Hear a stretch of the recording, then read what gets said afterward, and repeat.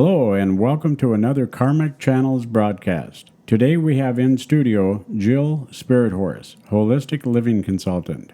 Hi Jill. Hi Ron. So Jill, give us a little history about yourself. Well, I was born. Nice. Okay. So throughout my childhood, I was rather an artistic kid. I loved everything to do with paint and drawing. And I wasn't a very good student, though. Let's just say I always thought I had other things that were more important. And what might that be? Well, to be honest, Ron, I wasn't a very good reader. You know how they like to push reading on young children and stuff. And I knew how to read, but I just refused to do it. So I would always try to find ways around reading because I thought it was a waste of time. Mm-hmm. Needless to say, I don't still have that perspective, but at the time, that's just how I was thinking and developing. And so I turned my attention to painting rocks. And believe it or not, I actually painted aluminum cans. I would take our cans out of the recycling bin and wash them out. And then I started painting them. I think my parents probably thought I was a wacko for a little while. But then they realized that this was a serious interest for me. And at the time, I only had watercolor, and I really didn't like it because it would always wash off. You know, it didn't stay on the rock or stay on the can. And so my mom, trying to be supportive, took us to a hobby store, and she asked, well, what paint would stay on this type of material? And he said, well, acrylic. And so that began my journey for many years of painting with acrylic paints, and I still continued to draw and things of that nature. What I said about the reading earlier, it's not to say I never read as a child. I just didn't like it. I didn't enjoy it. And I knew that I just had to do it for school. And so I didn't even really do it for school. I just pretended to. So are you one of those that need pictures? I guess you could say that. No, we won't. So anyway, as I got older, I realized that I actually did enjoy reading, but it actually was nonfiction. They assumed that children would like fiction better, so they were always trying to push that. In middle school, I started doing my own reading outside of school, and it mostly was all history, and that's what I preferred reading about. Another thing that stands out to me about growing up is that I was very blessed to be able to have a horse. My mom and I got into horses together. Originally it was the whole family, and then everyone kind of petered out except for my mom and I. And that was a big part of my youth, learning to work with my own horse, ride, and then engaging in the horse world. And it's just such a fun, wonderful atmosphere. It really is that small town feel for the most part, because you get to know a lot of the same people if you go to horse shows or just even go to the trails and stuff. So that was kind of my outlet for a long time, other than art, was horses. Do you think that connection with the horses have anything to do with where you're at today with your holistic living? Yeah, absolutely, because you know, you learn a lot in the horse world because you end up doing a lot of your own maintenance, I guess. You know, like if your horse has an abscessed hoof, you end up soaking their foot in Epsom salt, kind of the go-to remedy. And as we know, a lot of people nowadays are starting to do that with their own feet or bathe in Epsom salt. And they found that it has a detoxing effect. Mm-hmm. So do you have any interaction with the horses today still? Not currently. My mom is looking after my horse now, and then my horse was bred by one of her horses and ended up given birth to a colt who's now a gelding, and his name is Magi. My horse's name was Midge, by the way, my mare, and a very beautiful paint horse. What comes to mind, though, as far as connecting spiritually to when I had her up here in Minnesota, the barn that I had her at had a lot of spiritual activity in it. It wasn't anything menacing, but the horses definitely noticed, responding with their ears and eyes to certain areas of the barn. But then I was also told, because I worked there, that people at times thought they would hear me walking or singing or talking, and then I'd say, well, I wasn't in the barn just now, I was out in the hay barn or whatever, and they, you know, it kind of spooked them a little bit, but it didn't really concern me too much. I just thought it was kind of cool, you know, there's some spiritual activity going on, and there was some other activity around the barn as well, but this activity really wasn't new to me because I had had experiences earlier in life. Well, I remember you telling me too that even when you were away from the barn on your days off, that once in a while those that were working on your days off at the barn could actually hear your footsteps or sense that you were in the barn? Yeah, yep. And that was just kind of like what I said about even when I was there, but in a different part of the barn, they would claim to hear that. But I wasn't the only one. There was other people that happened to as well. So I find it kind of interesting that individuals that would be working on the days that you were off sensed that you were there, could hear your footsteps coming from you, and you weren't even there. Was there anything significant going on in your life at that time that was possibly causing this energy split with you where you were possibly in two places at once? It's almost like poltergeist-like activity that when you're highly intuitive, some people say psychic, you tend to leave parts of your energy behind. We know this now. Ron and I can explain this further in a different episode, but even the living can leave strong imprints of their energy behind, and then the spirit realm, in a sense, can react to that, or it's almost like an echo.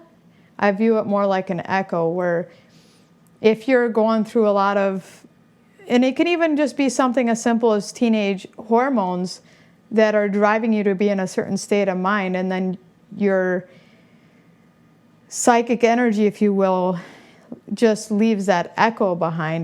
I was so immersed in the barn at the time because I kind of almost viewed it like my life, because I had a lot of enjoyment there. And I was kind of using it a little bit as an escape from this inner depression that I was going through at the time. Mm-hmm. And I also think, to add to that, that at that particular place that there may have been a portal or two. And the reason I say that is because, you know, you hear stories, other boarders in confidence would share stories with me, but I also did hear a story about the former owner's daughter. She actually used to see the spirits of deceased horses walking around, which I thought was rather interesting. So it had this property had this very strong aura of like echoes. So I definitely think there was some sort of vortex or something that allowed that to be more common, because even later on, I found out that the current owner's daughter, it's like history repeating itself, also saw the spirits of deceased horses. I know when I first was out there, when you and I first met, and I got to spend some time out there on the property, I too sensed a lot of this energy moving around even while I was there during daylight hours. So I agree with you that there possibly is at least one vortex there, if not more. So were you raised in a specific belief system that might have had any influence over your decision to go the holistic route with your life? So my mom was definitely in favor of a lot of home remedies for childhood ailments, which I didn't appreciate at the time, but actually now I do, because we avoided a lot of unnecessary exposure to just toxins and stuff that ultimately it may take care of the symptoms short term, but long term it actually impairs your immunity. And so now looking back, I really appreciate those home remedies that she did with us. But ultimately, I just evolved to be more holistic as I grew older. I got tired of being sick. I got tired of having eczema. My eczema was really bad as a child, and I was at the time trying to remedy it with cortisone cream and allergy medicines, and those really were just Band-Aids for the bigger issue that I didn't realize I had at the time, which ultimately ended up to be a food intolerance. Tell us a little bit about the difference between holistic living and, say, what the average person considers a normal, everyday living and living life, basically.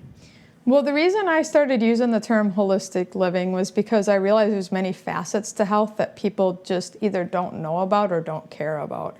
Most people know about the importance of nutrition, or at least are becoming aware of it, but a lot of people don't realize that lighting, like proper illumination for the time of day, is just as important. So if you have really bright lights on at night and then you try to sleep, you're not going to sleep as soundly. And what it actually does on the physical level is it impairs your melatonin release. And so this is why a lot of people now are taking melatonin over the counter, because their own melatonin is inhibited by the light, but they don't realize that. And so when I say holistic living, these are all the things that I've learned about over a period of time because I wanted to be healthier. And now I'm trying to share that knowledge with others so that they can improve the quality of their life. Because that's what I've done is, I improved the quality of my life through things I learned, and I want to share that ability with others because we all have the ability to improve the quality of our life. And that's one of the lessons actually that I learned from the barn is the quality of life. And when each of the individual boarders had an aging horse or a sickly horse, they would look at the whole picture and say, does this horse have a quality of life? And if they really didn't, then they would usually make the decision to put them down. Applying it to the human side, quality of life, I look at that and say, okay, so you're alive, you're surviving, but what does your health look like? What does your mental health look like? What does your physical health look like? What does your environment look like? And so by making improvements in your environment, whether it's changing how you think or how you eat or how you clean, it all adds up. It's like everything counts. So I always tell people you have to give yourself credit for little improvements because they can make a big difference. So if you take it one step at a time and say, I'm going to change this and work on this change. Once it's habit, you don't even think about it anymore and it becomes your new norm. And if you do change, that's the best way, one thing at a time until it becomes routine and then do the next step. I know you have worked with many clients, but is there one specific client success story or stories that stand out in your mind that you want to share with us? Yeah, one recently actually. So we were on a home cleansing. Ron and I were on a home cleansing.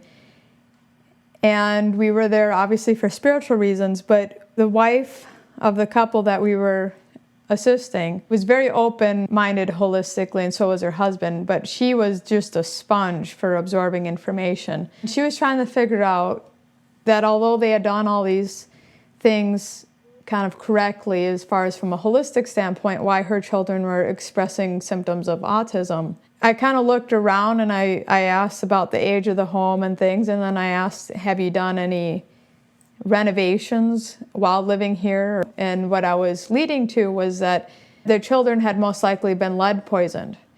And so I said, you might want to consider working with a functional medicine doctor to see what you can do to help recover them from that, because that's most likely what was causing the symptoms. They're very similar symptoms, actually. And so that's one thing. If you have a home, say, older than 1979, because lead paint was banned in 78 in the U.S., that's one thing you want to be very careful of doing renovations. You want to find a lead-safe contractor that does stuff properly, isolates the area, contains it, and there's more about this you can find out on our website. So she obviously followed your advice? Yeah, she started seeking out a functional medicine doctor, and right now is remedying the emotional outbursts, because that's mainly what's going on with homeopathy. And, these are all things that we discussed, and she's, like I said, very holistically minded, and she felt bad about the thought that they may have inadvertently poisoned their children with lead, but it wasn't their fault. It was just they don't know, and a lot of contractors just don't talk about it because they don't have the knowledge. Right. So you and I both know that when working with our clients that not only are we teaching them, but we're also learning from them. Do you have any profound lessons that you've learned from your clients over the years? Well, quite a bit, actually. I find more so now that, I may be giving them some information and then they're supplementing that information. Because I don't know it all. I don't know it all. I haven't read it all, and I don't think anyone ever could. But I really appreciate that. And that's kind of more so what happens is I have one piece of information that's going to assist them, and then they supplement that information with something they know. So it ends Right. up becoming a complete picture for both of us. Right. Excellent. That's right. So share with us any of your interests outside of work. And I watch our nephew a few days a week, kind of hang out with him, take him to the park if he wants to go to the park. And I really enjoy that now. It's helped heal me a lot. He's helped heal me a lot. And if you have and develop the right mindset about it, it can be very healing because they're so in the moment and everything is simplistic and they appreciate everything so much. You give them a sticker and they're just so overjoyed, that you gave them a sticker. So it's just those simple things that really, I think a lot of people now especially are learning to appreciate again. But outside of that, I read up a lot, and I actually enjoy listening to individuals like Dr. Ben Lynch, who wrote the book Dirty Genes. He puts out some videos with some very good information. I've just been pulled and gravitated towards this, so it really is my passion, and I really enjoy helping people find solutions and answers, and then also helping people to understand the mind-body-spirit connection better. Mm-hmm. Because a lot of people will say, well, I want spiritual healing, but they may not realize that it may involve changing their thought patterns, which of course is the mind. Right. And in some cases may involve dietary or environmental changes, Mm-hmm. which can be uncomfortable for people because you're changing your routine. The brain naturally doesn't want change because when you keep things the same, there's security in that. And when you do something different, it's like the unknown. But once people develop a positive mindset about change and realize that that's all life is change, it becomes a lot easier for them to say, you know what, I think I'm going to try that. Whatever it is, it doesn't matter. And so I love watching people evolve, and I'm watching myself evolve every day as well. So we're kind of at the end of this segment. Do you have anything else you want to share with us? Yeah, I guess my advice would just be to be open to change and be ready and willing to do it, because whether or not you like it, it's going to come to you. And it's better that you make the choice to do it rather than the universe forcing you into doing it by changing something abruptly for you. Whereas if you're paying attention and listening to your intuition, you can actually be on your path rather than be pushed onto it by the universe, because that's usually how things work. When we cause ourselves our own ailments, it will be revealed to us in one way or another. But if you have the power to make yourself sick, mentally, physically, spiritually, you also have the power to heal yourself. Well, thank you for sharing your story with us, Jill. And I know that's not your whole story, but as clients get to know you and work with you, they'll find out more about you. Thank you, Jill. Thanks, Ron.